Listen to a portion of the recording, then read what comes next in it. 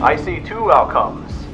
Someone gives Tesla a very ugly deal for $2 to $3 billion that lets them keep the lights on for another 6 months, or they could declare bankruptcy, reorg, and get a real CEO in there. They've never made a profit. We think they're going to lose money again this year. Tesla is a busted growth story. The company is not growing. My price target is $19 per share. Or they could declare bankruptcy, reorg, and get a real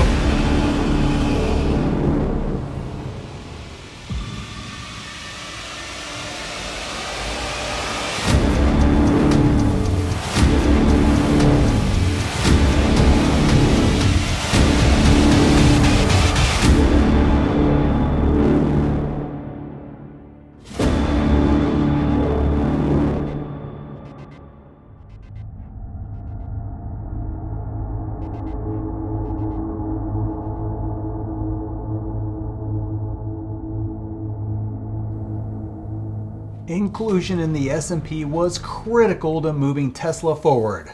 Regardless of whether you cared or not if Tesla actually got in, the fact remains that they needed the inclusion to formalize their transition from speculative growth stock with a story into a large cap growth behemoth. Inclusion in the S&P 500 legitimizes that status in the view of the large-scale investing community.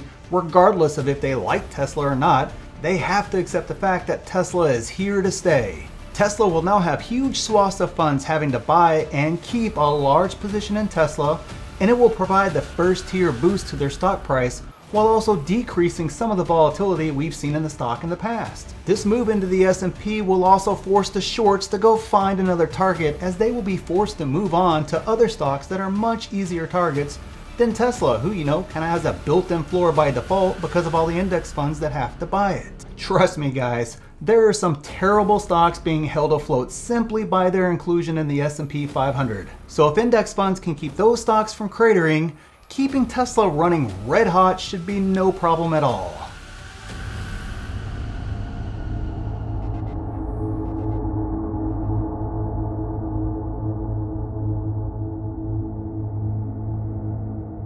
Tesla's biggest problem right now is not demand, it's supply. They simply do not have the supply to meet the demand not only for their current vehicles, but new vehicles as well that are on the way. Like my favorite, the Cybertruck. But Tesla isn't just building out factories in record time, they are making them bigger, more efficient, with each one being better than the last one. Oh yeah, and Tesla doesn't have to finance them, they can build them using all cash if they choose to. With Giga Texas and Giga Berlin already breaking ground, and future factories being built in Asia and the UK, Tesla is poised to deliver its product to most of the developed world with factories in their own backyards. Oh, did I mention the most exciting part? They own the factories themselves and can just pay cash for them if they choose?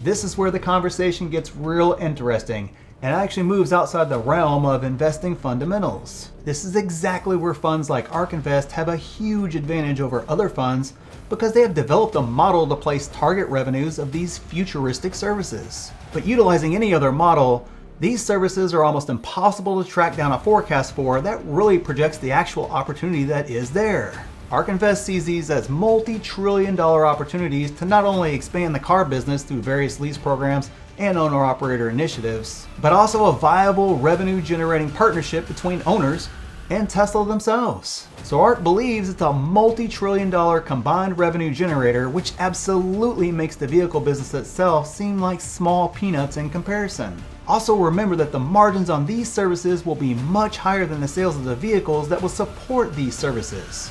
But a lot of this technology and thinking is just futuristic, and there will be many people pushing back on the idea of autonomous regardless of what the data says. Which leads me to the biggest obstacle in Tesla's path to $2,000.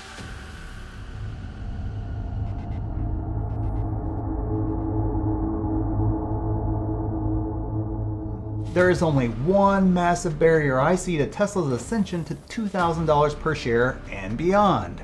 We all know the other automakers can't keep up with them. Those other automakers are actually paying Tesla for the privilege of losing to Tesla. Amazon and its gajillion dollars cannot keep with them. Apple Car? I actually love Apple to death. It's my favorite stock, but I don't think the Apple Car can compete long term. So what is the huge great barrier? That would be regulation. And I'm not talking about political parties here or anything else like that. Tesla will thrive no matter which party is in power. But the lobby for ICE vehicles and the oil companies is incredibly strong both at the federal and the state level. Well, let's look a lot deeper than that because they can lobby everyone all they want. And trust me, they have tried and put up barrier after barrier in front of Tesla, but they cannot lobby us, the consumer. If I want a Tesla, I can just, buy it on my phone. But the one thing they can do is slow down or even halt the autonomous driving train. Now you're absolutely right. States like California won't outlaw it, but I see many other states that absolutely will put laws in place to make it illegal to use. So that takes away and maybe even kills the autonomous and robo-taxi markets, which are valued in the trillions. So what does all this mean? Is the path to $2,000 doomed from here?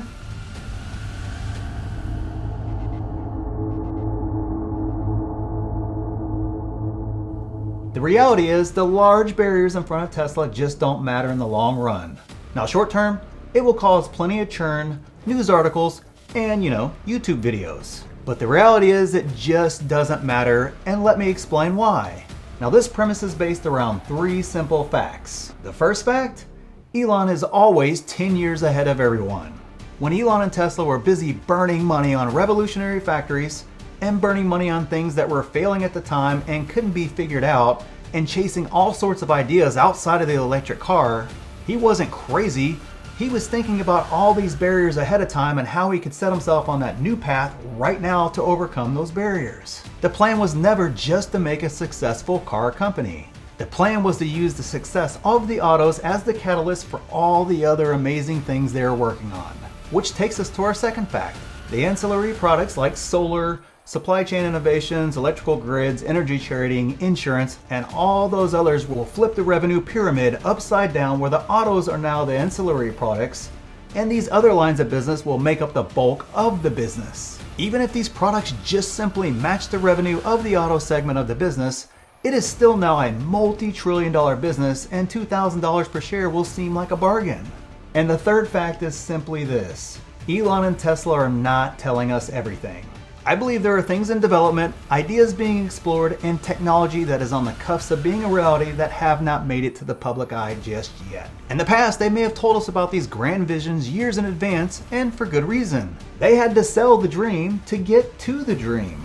But now they can afford to hold all their cards very close and only reveal when it's a winning hand that blows everyone's mind and pushes Tesla to the next level. Again.